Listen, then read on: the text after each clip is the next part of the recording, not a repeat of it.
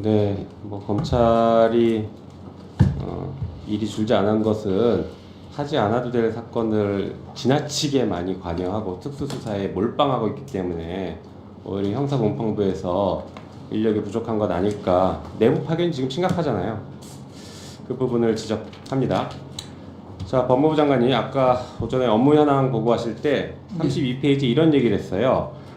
선거에 공정을 해야 하는 부정 반칙 행위에 대해서 철저 대응하겠다라고 하면서 전국 검찰청에 선거 전담 수사반 구성했다라고 했는데 검찰이 선거범죄 수사할 수 있나요? 지금 짧게 답변해 전부 그 경찰에서 하고 있는 것으로 알고 있습니다. 그러면 선거 전담 수사반은 검찰청에 만든다는 건 무슨 얘기예요? 왜 만들어요, 검찰청에? 지금 선거 사범 수사 중간에 네.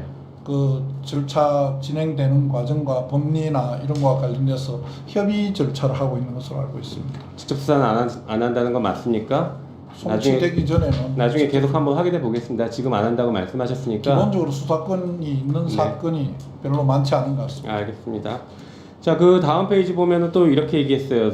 수사와 재판 지연 방지하겠다라고 했는데 아까 얘기했던 패스트트랙법 위반으로 기소된 국회 선진화법 위반으로 기소된 나경원 의원이 2020년에 기소됐는데 이게 20대 국회 때 기소됐는데 지금 22대 국회가 됐는데 아직도 1심 재판이 안 끝났습니다. 이 신속한 재판 받을 수 있도록 챙겨 보시겠습니까? 예, 그래 하겠습니다. 네, 위원님 그렇게 해주십시오. 예. 네, 질의할 게 많으니까 넘어갈게요. 자, 김건희 여사 소환 조사에 대해서 혹시 장관께서 직접 관여하거나 지시하거나 뭐 보고를 받은 게 있나요, 없나요? 좀 나누어서 물어주시면 대답하겠습니다. 네, 사전 보고를 받은 적 있나요? 소환에 대해서 네, 없습니다. 사후 보고는 받았어요? 예. 그럼 지시나 관여한 게 전혀 없습니까? 구체적으로 소환 조사 일정과 관련된 부분에 대해서 제가 지시한 바가 전혀 없습니다. 네. 이게 지금 황제조사다라고 계속 얘기하는데 아까 장관께서는 재판 규정을 잘 지켰다라고 했는데 이 출장 조사의 근거 규정이 뭐가 있습니까? 소위 수사 준칙이라고 하는 검사와 사법경찰 간의 상호 협력과 네, 몇 조에 일반적 있나요? 수사 준칙에 관한 규정 제19조 네. 2항과 5항에 있습니다. 네, 거기 출장 조사가 근거 규정이 있어요. 출장 나가서 조사하고 휴대폰도 반납하는 규정이 있나요? 휴대폰 반납에 대해서는 없습니다만 네. 검사 또는 사법경찰 간의 네, 수사관서에 출석하여 조사를 받는 것이 현저히 곤란한 사정이 있는 경우에는 알겠습니다. 수사관서 외의 장소에서 조사할 수 있다고 자, 규정되어 있습니다. 김건희 여사는 현직 대통령의 부인이기 때문에 수사관서에 서울중앙지검에 부르는 게 현저히 곤란한 상황이 있었다고 보시는 거예요? 경호와 관련돼서 문제가 있었을 것으로 네, 생각합니다. 대통령 가족은 경호를 받아야 되기 때문에 그렇습니까? 그 경호 등급과 경호 방법은 제가 정확하게 알지를 못합니다. 네. 2002년에 장관께서 대검 중수부에 있을 때 당시 대통령 김대중 대통령의 아들이었던 김홍업 씨를 대검찰청에 소환 조사를 했습니다. 그리고 구속 기소까지 나중에 갔죠. 이때는 왜 출장 조사 안 했습니까?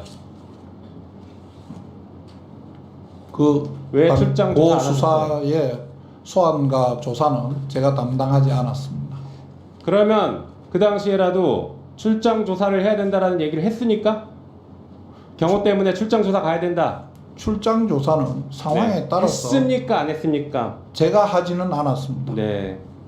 그때 다른 검찰의 기준입니다. 똑같은 사람인데 똑같은 대통령 가족인데도요. 게다가 여기서 그냥 끝난 게 아니라 우리 장관님의 직전 장관이었던 한동훈 전 장관이 김건희 조사 검찰청에서 했어야 한다 이런 입장을 냈어요. 여기에 대해서 어떻게 생각하십니까? 그거는 뭐 그분의 생각이라고 생각합니다. 네. 김건희 여사 조사할 때 영상 녹화했나요, 안 했나요? 그건 제가 구체적인 수사 과정과 방법에 대해서는 네. 알지 못합니다. 확인해서 다음번 법사위 때 다시 질의할 테니까 답변하십시오. 녹화 조사를 했는지 여부입니까? 네, 맞습니다. 우리 형사소송법 244조의 2에 보면 피의자는 고지만으로도 영상 녹화 가능하죠. 영상 녹화했는지 특히 지금 대통령 부인에 대한 수사는 더 중립성과 공정성이 확보돼야 되기 때문에 당연히 영상 녹화했어야 된다고 저는 보고 있는데 했는지 확인해서 다음 법사위 때 답변하십시오. 자, 그 최혜병 특검법과 관련해서 한동훈 지금 뭐 여당 대표는 이렇게 얘기합니다. 특검 추천을 제3자가 하도록 하자. 특히 대법원장이 추천하는 것으로 하자. 이렇게 얘기하고 있는데 여기에 대한 입장이 어떻습니까? 저 개인의 입장을 물으시는 겁니까? 네? 저 개인. 네? 저는 개인적으로는 네. 특검 임명은 행정부 수반인 대통령의 권한이라고 생각합니다. 짧게 그래서 답변해 주십시오. 제3자인 네. 사법부의 수장인 대법원장이 추천하는 것도 옳지 않다고 생각합니다.